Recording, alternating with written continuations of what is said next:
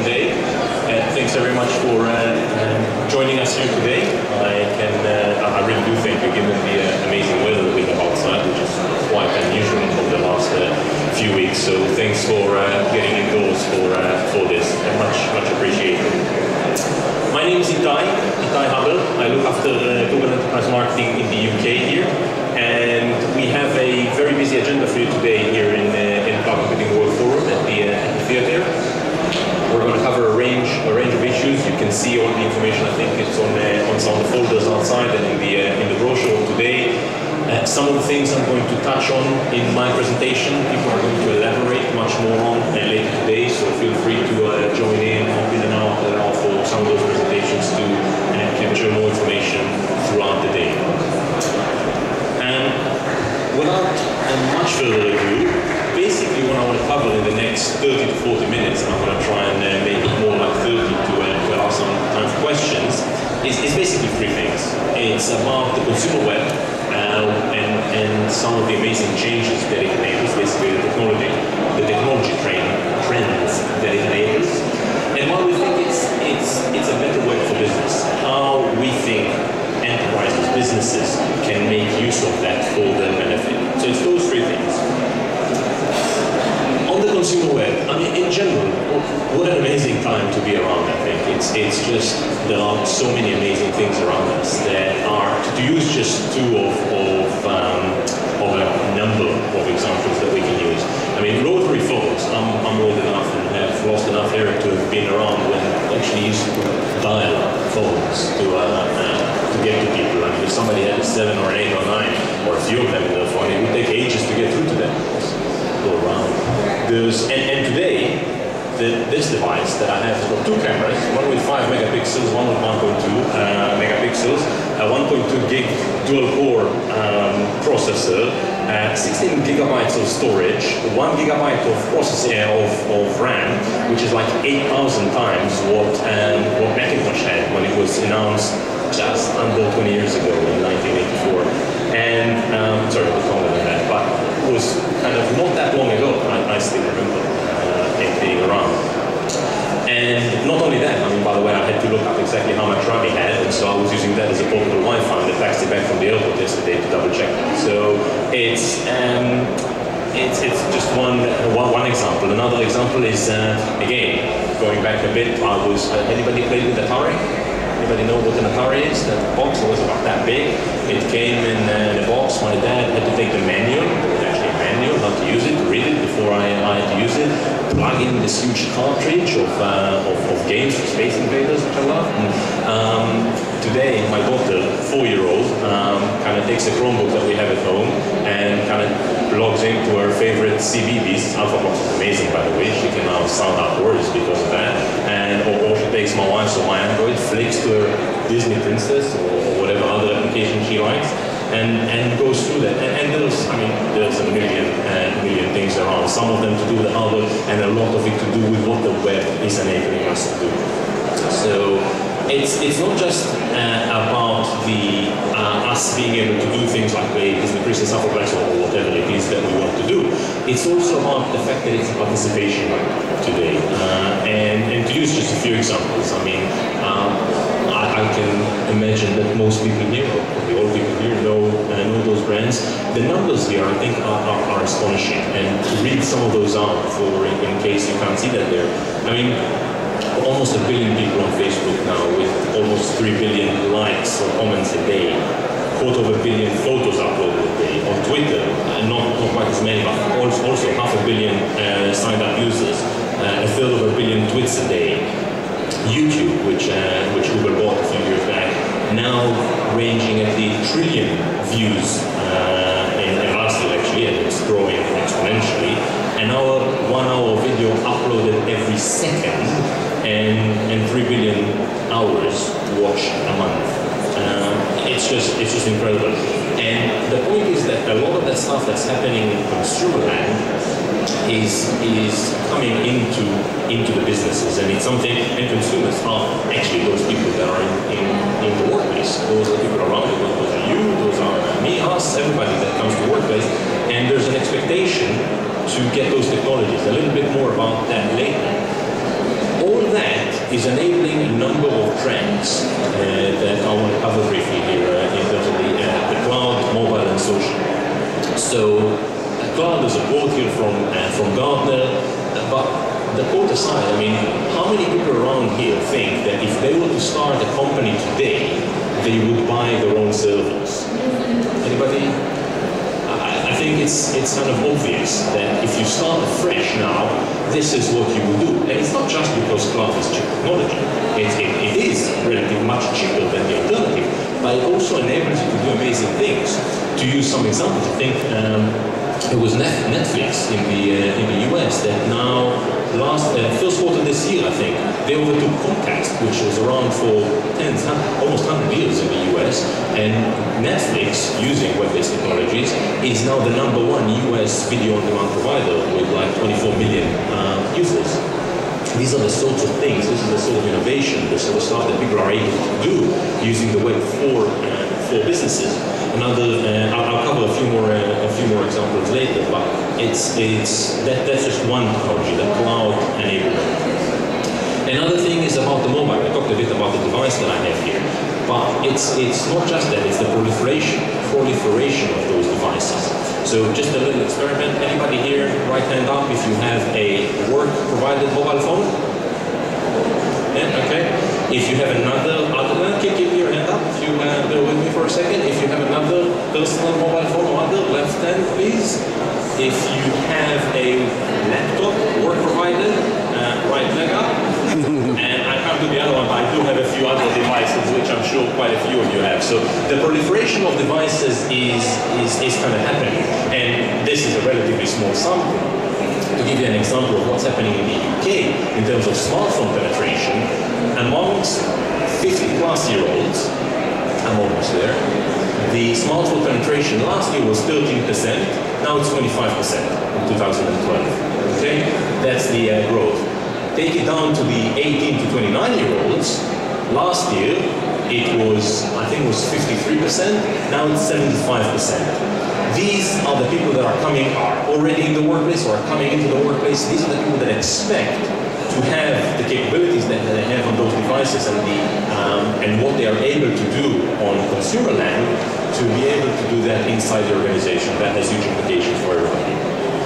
And all that ties into everything that's happening in all the social arena. I was covering a few of the stats on Facebook, on Twitter, and G+ has just entered the space not too long ago, doing amazingly well, one of the fastest growing social technologies around. So each one of those trends is relatively significant in its own right. What we have at the moment is actually all those three happening at once, and this is creating quite some challenges for IT, for organizations to handle in terms of how they satisfy what the users do. So tracking back a little bit, I think a few of you in the audience will have been around where either, I don't know if there are any people around where mainframe systems were introduced and then 80s PCs were introduced. For about 30 years, the business of IT was around personal productivity. How do we get, especially after the personal computer introduction, how do we get the individual to be more productive?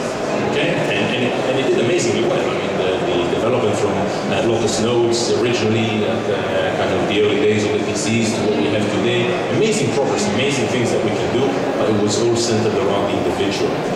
It was around physical offices. It was you come in at 9, you go out at 5, maybe that's been extended a bit over time, but it's about the physical place, about the standard working time, and with a corporate provided device, which in the early days was much stronger in the enterprise.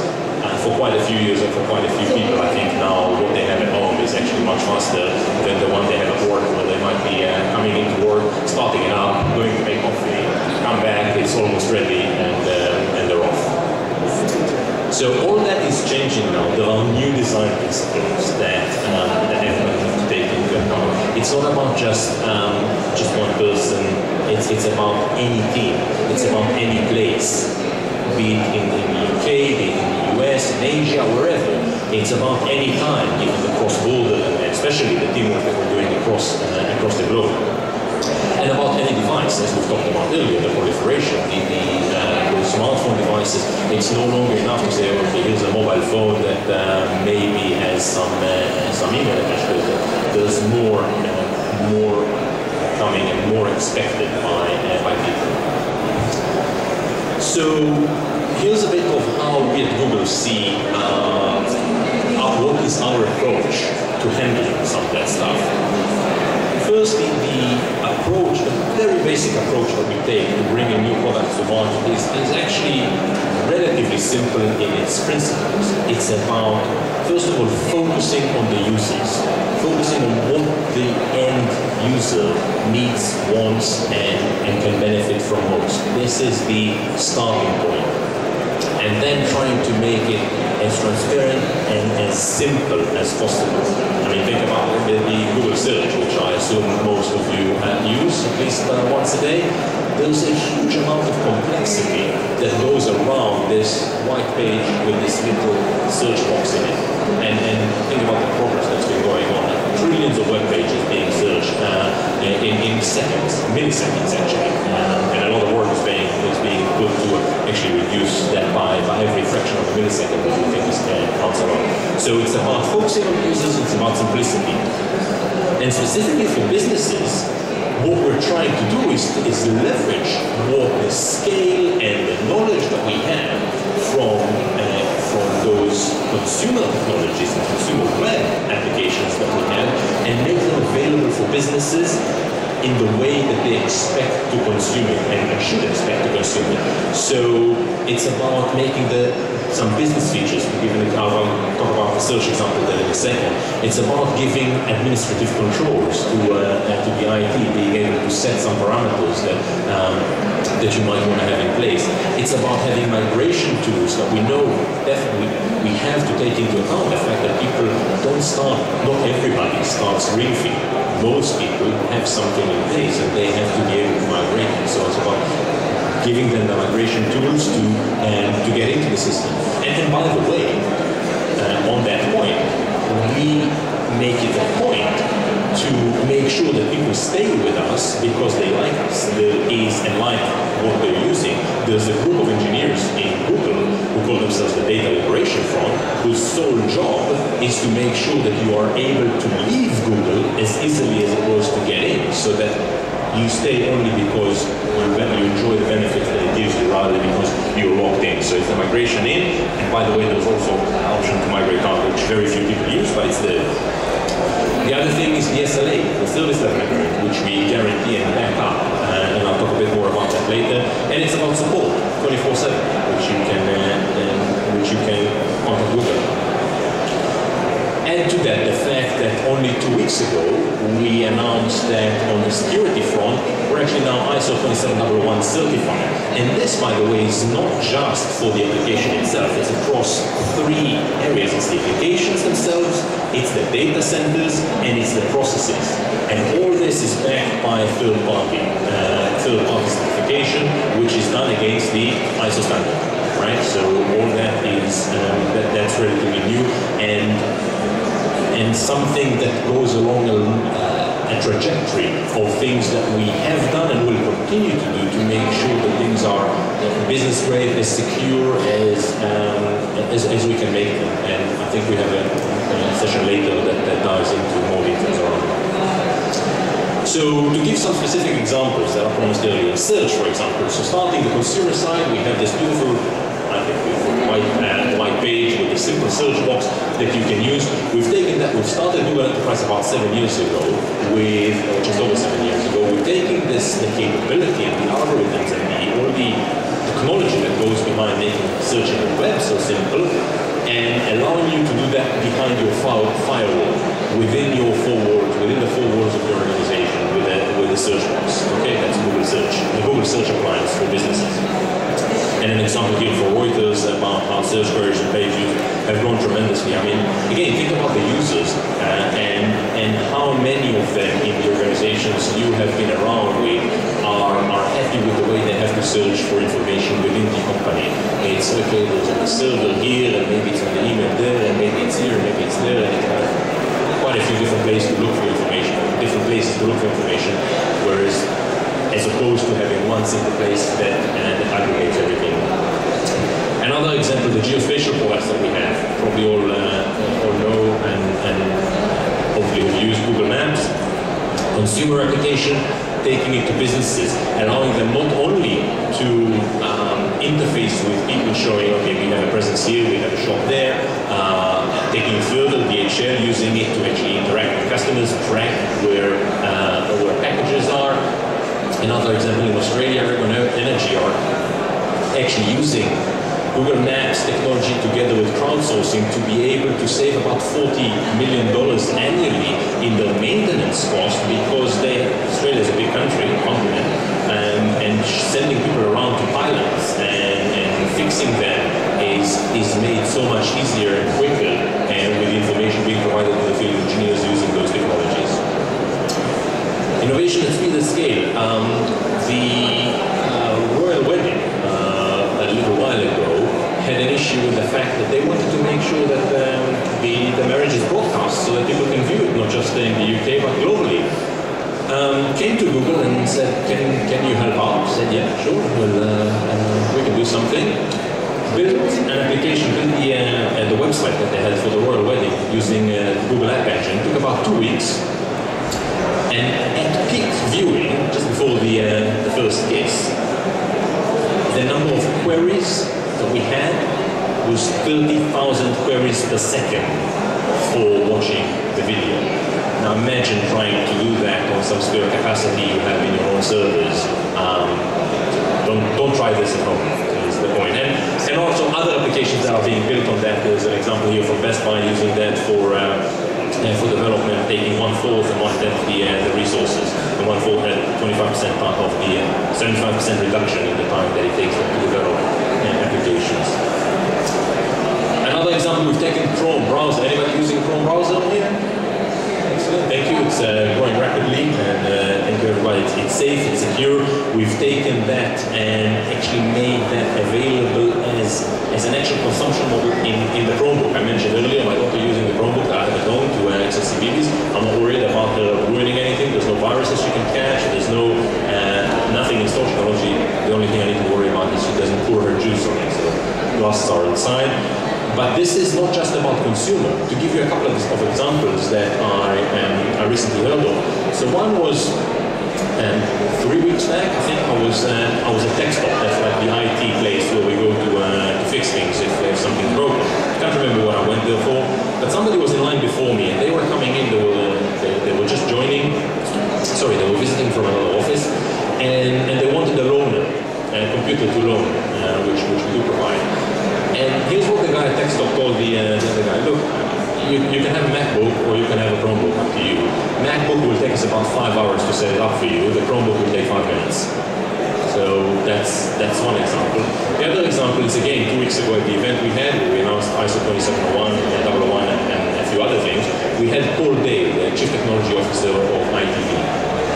And he was talking about how they use this, the Chromebook, which we gave them on loan. I think it was about a few hundred Chromebooks that we gave them.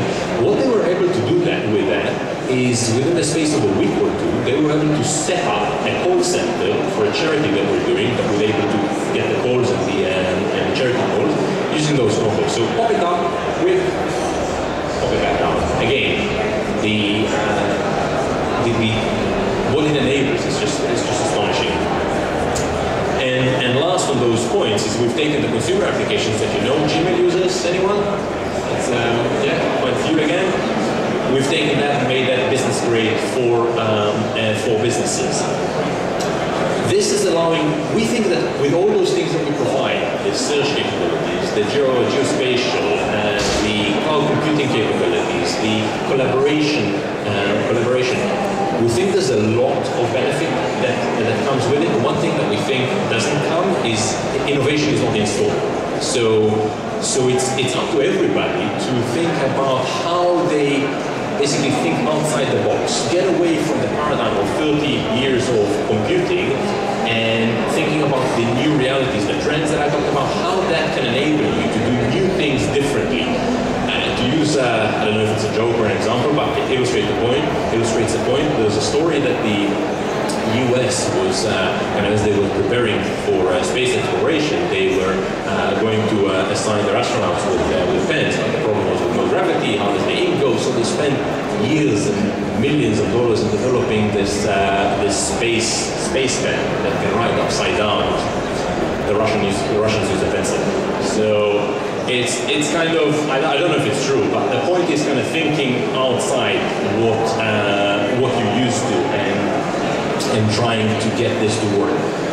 Let me try and flick here to an example. Let's see if that works. Just oh, here she comes. She's a scary lady. She's an angry tiger. She's a man gobbler. Eater. She's a man eater. Here she comes. Watch out for she'll chew you up. Oh, here she comes.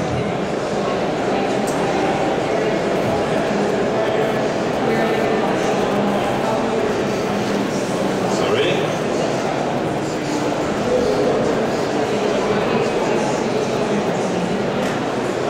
Okay, so that was just obviously how the notes weren't actually using Google Docs at the time to create the song, but the point is that those technologies, those collaboration technologies, allowing multiple people across multiple continents, anytime, any place, anywhere, to work on the same document is just allowing amazing capabilities. I'll talk about a couple more examples, a bit more than a couple more examples later, but if you want to stick around for the demo, which will show actually some of those things in action, please do stick around. So to sum up, I talked about focusing on the user, I talked about making it transparent and simple. In terms of how we build technologies, we think that it needs to be pure cloud. It's based on scalability, on the fact that you have hundreds of millions of users. It's all on the web, so there's nothing, there's no legacy that holds you back in terms of what we are able to provide, and it allows rapid iteration. When look on the right here, the over 150 features released last year. That's not with downtime. Oh, by the way, we close it down now from Friday afternoon till Monday morning, and when we do some upload and get you on the new system. No, that just happens in the background. It happens because we're able to provide the scalability, all the infrastructure that is behind it.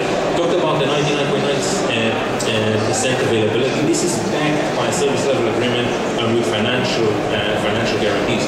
In reality, we have consistently been doing better than that. So in 2010, I think we were at 99.987, and in 2011 we were at 49, so 99.99. So 3 nines is the guarantee, 4 nines is what we've actually done last year, 2011.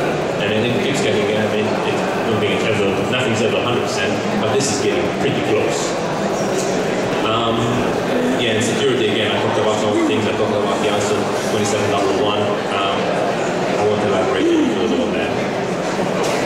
So a bit about customers. To give you a few examples, Roche, the pharmaceutical company, a quote here from their CFO and CIO, Dr. Hippe, about the reason why they moved to Google Apps, right, for 90,000 users globally.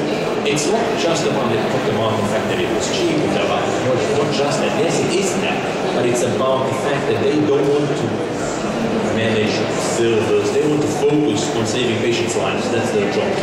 They want somebody else to deal with the background, which is why they're looking across. BBVA, again, announced end of last year, beginning of this year, over 100,000 users globally. It's not, again, not just about the cloud. I mean, the CIO here talks about that. He started off, he kind of heard about the cloud, thought it was something that we were doing, sent these people to kind of check it out. And the result was the application of Google Apps, which is about the reason they're doing it is here. It's about transforming their business. These are just 2 examples. There are over 4 million businesses that have already gone and used Google Apps globally. This is growing at a rate of 5,000 a day. Some of them are small, some of them are very large, like the 2 that we've talked about earlier. It is it is a global phenomenon. It's a global movement. It's happening here in the UK. To use a few examples, again, the event I talked about a couple of weeks ago, we announced Premier Foods joining the family with thousands of users. ITV was there. I mentioned Paul Dale talking about the Chromebook example that they've had, and a range of others from a range of industries. And for those of you that have access to the I think the VIP lounge later today, there's going to be quite a few, three of them talking about that in more detail this afternoon. So to sum up, it's about the users. It's about what the consumer web enables, what the consumer web's expectations that the consumer web creates, the technology trends that are happening are all forces that have to drive, I think, everybody to think about how they make it available to the users to make sure that they are more productive, that they are and that they're happier. And it's about, and we think it goes together. These are pictures of real users that are using Google Apps. I talked about the examples from Roche. I talked about the example from BBVA. Let me try and show you here 1 minute of what Christine Atkins, the CIO of Ahold, a large Dutch retailer, actually one